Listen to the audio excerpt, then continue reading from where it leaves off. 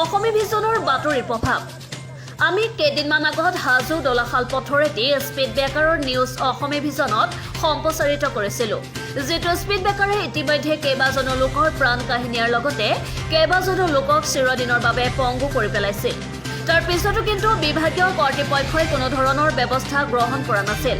উল্লেখযোগ্য যে যোৱা ২৬ ডিচেম্বৰ তাৰিখেও ঘোগা গাঁৱৰে আব্দুল হামিদ নামৰ এজন ব্যক্তিয়ে এই স্পীড ব্ৰেকাৰটোৰ বাবেই প্ৰাণ হেৰুৱাইছিল আজি বছৰটোৰ পহিলা দিনটোতে এই স্পীড ব্ৰেকাৰটোৰ বাবেই এগৰাকী মহিলাই বেয়াকৈ আঘাতপ্ৰাপ্ত হৈ হস্পিটেলৰ বিচনাত মৃত্যুৰ সৈতে যুঁজি আছে ইমানৰ পিছতো লোক নিৰ্মাণ বিভাগে কুম্ভকৰ্ণৰ নিৰ্দাত থকাত স্থানীয় কিছু লোকে স্পীড ব্ৰেকাৰটো জ্বলাই দি পূৰ্বতকৈ কিছু চাপৰ কৰি দিয়ে পঞ্চায়তৰ আঞ্চলিক সদস্য আমি তেওঁৰ ওচৰলৈ আহিছোঁ আচলতে কি হৈছিলে যেহেতু স্পীড ব্ৰেকাৰটো আমি পূৰ্বতে এটা নিউজ সম্প্ৰচাৰিত কৰিছিলোঁ তাৰপিছতো আচলতে দেখা গৈছিলে যে প্ৰশাসনে একো ব্যৱস্থা লোৱা নাছিল তাৰপিছত যোৱা ২৬ তাৰিখে ঘোগা ৰাইজৰ ইয়াৰে স্থানীয় ব্যক্তি এজনে ইতিমধ্যে এক্সিডেণ্টত মৃত্যু হৈছে এই ক্ষেত্ৰত দেখা গৈছে যে প্ৰশাসনে একো ব্যৱস্থা লোৱা নাই এই ক্ষেত্ৰত আপোনালোকে কি ক'ব প্ৰথমতে মই সকলোকে নৱবৰ্ষৰ শুভেচ্ছা জ্ঞাপন কৰিছোঁ ইয়াতে যোৱা ২৬ তাৰিখে এজন মানুহ এই স্পীড ব্ৰেকাৰটোত স্পট ডেথ হৈছে আজিও ৰাতিপুৱা নতুন বজাৰত এজনে মাইকী মানুহে ইয়াতে বাইকৰ পৰা পৰি লগালগ মেডিকেল ভৰ্তি কৰিছিল যদিও GMCলৈ ৰেফাৰ কৰিছে কিন্তু তেখেতৰ অৱস্থা সংকটজনক গতিকে আমি আগতে প্ৰশাসনক আমি মিডিয়াৰ মাধ্যমেৰে আমি জনাইছিলোঁ কিন্তু জনাৰ পিছতো কিন্তু তেখেতসকলে কোনো পদক্ষেপ লোৱা নাই আৰু এই স্পীড ব্ৰেকাৰটো এটা দুৰ্ঘটনা হোৱাৰ পাছতে ইয়াতে দিছিলে কিন্তু ইয়াতে কোনো সাংকেতিক চিহ্ন নাই ইয়াতে কোনো জেব্ৰা ক্ৰছ নাই একোৱেই নাই আৰু লগাতকৈ অধিক ওখ হোৱাৰ কাৰণে ইয়াতে পিছত মানুহখিনি তৎক্ষণাত পৰি যায় সাৱধানবশত নাথাকাৰ কাৰণে আৰু ২ নম্বৰ কথাটো হৈছে কি ডাঙৰ ডাঙৰ গাড়ীবিলাক আহি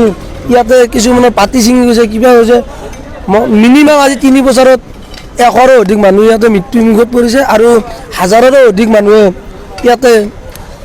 দুৰ্ঘটনাত পতিত হৈছে দিনটোত ৪-৫টা একদম মিনিমাম থাকে ইয়াতে গতিকে আমি আমাৰ ইয়াৰে সচেতন যুৱক কেইজনমানে লগ লাগি আমি এই স্পীড ব্ৰেকাৰটো সাধাৰণ আমি চাপাৰ কৰি দিয়াৰ কাৰণে আমি ইয়াতে আমি ব্যৱস্থাখিনি কৰিছোঁ ইয়াতে আমাৰ লগত সহযোগ কৰি আছে আমাৰ ঘোগাৰে উদীয়মান যুৱক আছিগেলি টাটা আমাৰ লৰকাটাৰ প্ৰাক্তন গাঁও পঞ্চায়তৰ সভাপতি ছিদ্দিকী ৰাজু লৰকাটাৰ যুৱ আমাৰ নানু ঘোগাৰ যুৱক আমাৰ আলী হুছেইন ডাঙৰীয়া মকিবুৰ ৰহমান মাষ্টাৰ ডাঙৰীয়া আমাৰ দিন মহম্মদ শিক্ষক BSc তেখেতো আছে লগতে আমাৰ গোটেইখিনি আমাৰ উদীয়মান যুৱক আমাৰ স্থানীয় ইয়াৰে ওচৰৰখিনি আহিছে কাৰণ আমি দুৰ্ঘটনা আমি নিবিচাৰোঁ দুৰ্ঘটনা আমি দেখি দেখি আমাৰ নিজৰে যন্ত্ৰণা এটা ভাৱ আহি গৈছে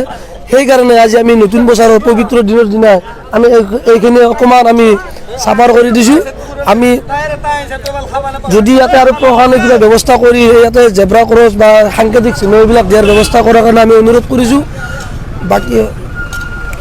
হয় আচলতে এনেদৰে যিহেতু আমি কেইবাবাৰো নিউজ সম্প্ৰচাৰিত কৰিছিলোঁ লগতে ইয়াৰ স্থানীয় ব্যক্তিসকলে বিভাগীয় কৰ্তৃপক্ষক জনাইছিল তাৰপিছতো কিন্তু বিভাগীয় কৰ্তৃপক্ষই কোনো ধৰণৰ ব্যৱস্থা গ্ৰহণ কৰা দেখা হোৱা নাছিল যাৰ বাবে হয়তো প্ৰতিদিনে ইয়াতে ৪ৰ পৰা 5খন আমাৰ মাজত কেইবাজনো চালক আছে আমি আচলতে তেওঁলোকৰ পৰা জানিব বিচাৰিম কেনেকুৱা লাগিছে যিহেতু ভাঙিব লাগে স্পীড ব্ৰেকাৰটো বহুত অসুবিধা হৈছিল আৰু গোটেই ভাল হৈছে আৰু